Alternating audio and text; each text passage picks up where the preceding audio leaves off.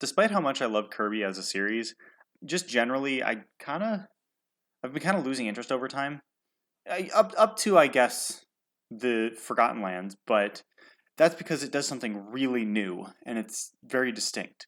Whereas I feel like a lot of Kirby games, seemingly a lot of the ones that I kind of skipped, but also including a few others, they just kind of got too much the same.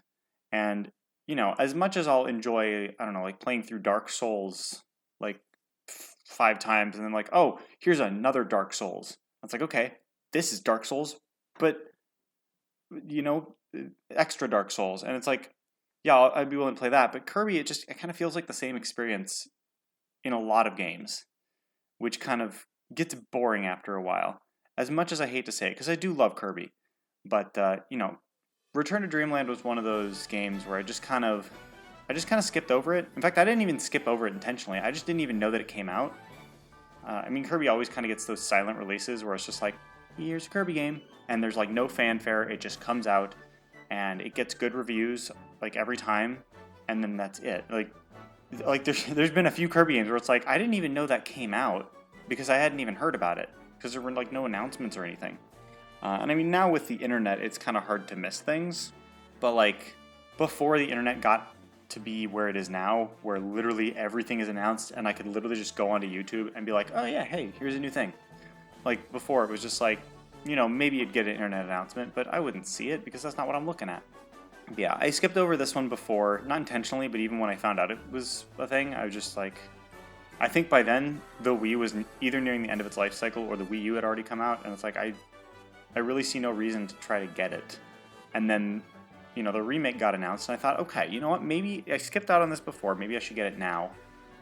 Why not? And I love finding new co-op games to play with my wife, so I was like, hey, this one was like touted for its multiplayer because you can play as, Kirby, Waddle Dee, Meta Knight, and King Dedede. Like you get choices there. So I thought, hey, maybe this will be a good idea. Why not? And not just the fact that it was getting a re-release, but the fact that, I think anytime Kirby gets like a re-release of anything, they add a bunch of stuff. Or at least that's what it seems like. And this one is very much that. Not only is the base game there, there's extra powers, which, they didn't have to add, but they did. And I appreciate that because some of the new powers are pretty cool. They added Merry Magoland, which is a big, like, mini game area, which, I didn't get too much use out of those, but, like, it's a nice little inclusion. And I think there's, like, some online play with that. I think there's a thing where you can compete, like, around the world with the, like, Samurai game, whatever, or the Quick Draw, that's what it's called. I don't know why Samurai, but yeah, there's a bunch of other fun little mini games, some of which carried over from other previous Kirby games, and I thought it was a nice little addition. Not one that I'll get much use out of, I guess, but a nice little addition. And the other new thing is the Megalore post game, which is its own entire like story mode.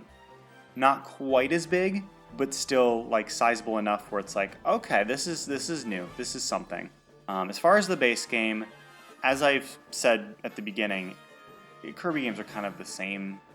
I mean, there's a couple new mechanics. There usually is some sort of new mechanic that they add and then they don't worry about forever.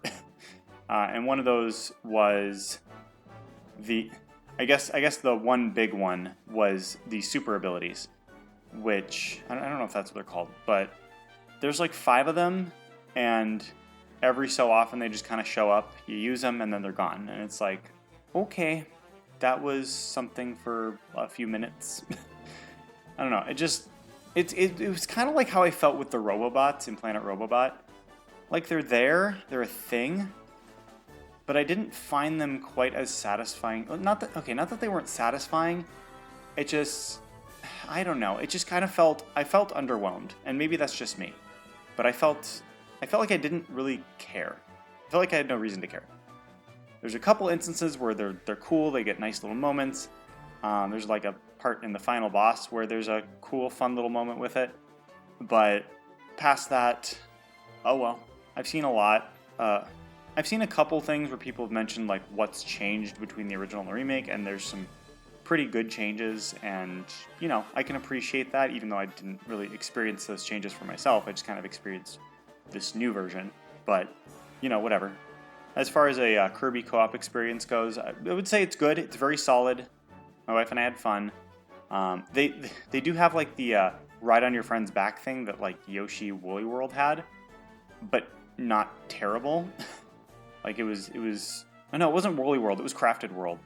Never mind. But yeah, it had something similar, but it wasn't bad.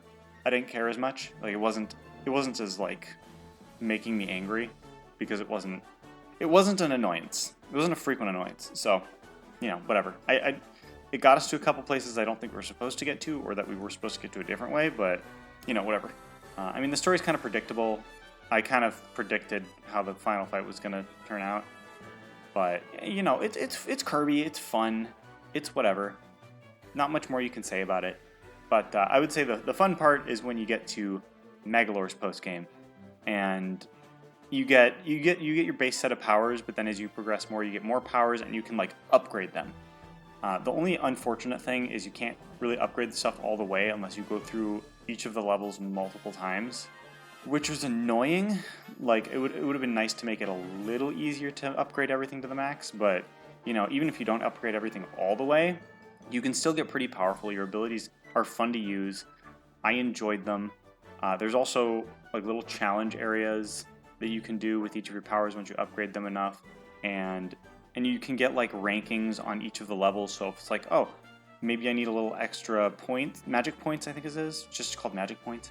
You can go back through a level that you got like a gold or a silver on. It's like, oh, well, here, I'm going to go back and get platinum. Awesome. And it's all about getting combos, which is interesting. And then there's like a brand new unique boss that wasn't in the original, supposedly. And then kind of like explains why Megalor's in another game that came out later, which was like a Kirby fighter game or something. I don't remember what it was called, but anyway, Kirby's wild. You can always hand it to Kirby to, you know, have literally the easiest gameplay imaginable, and then get kind of weirdly hard in a couple spots, and then just have Eldritch Horrors as the final boss, and have it be like, huh, it's actually kind of tough. Like, I actually struggled a little bit. But anyway, as far as a remake goes, Return to Dreamland's good. It you know, keeps the spirit of the first game, changes a few things. The one thing I didn't like that they added was the black outlines. I guess it makes things a little more clear, but it's a little weird. It's just kind of like a weird stylistic thing that I didn't really like. I feel like there was a different way that they could have done it, but I guess it wasn't something I noticed all the time. So, close enough, I guess. A lot of the powers were just kind of like thrown at you, and then there's a few where like one random enemy with one power shows up, and you're supposed to use that to get certain things at some point. And it's like, okay, that's kind of odd and kind of unclear, but whatever. I mean, if it was something like Amazing Mirror, where it was like a Metroidvania again, like, then I could have understood a little more, but it's kind of like, oh, well, now I gotta backtrack. Okay, you know, whatever. But I don't know. I guess it's fine. It's passable. Having all the extra mini games with little unlockables is fun. Having the post game was really fun. It's kind of nice being able to play a Kirby game and not have to play as Kirby 100% of the time. And I feel like that's something that they could explore a little more in the future. I don't know how, but it would be kind of nice.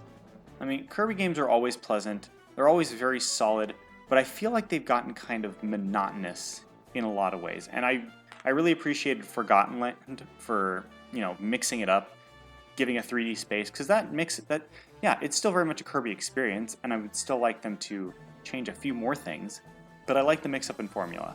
This, at the very least, added something on top of what was already there, and I can appreciate that. So yeah, it's a good remake. If you like Kirby, you should play it. If you played the original and you liked it, you should play this as well. So yeah, I guess I got nothing more to say. Thank you for watching, and I hope you have a great day.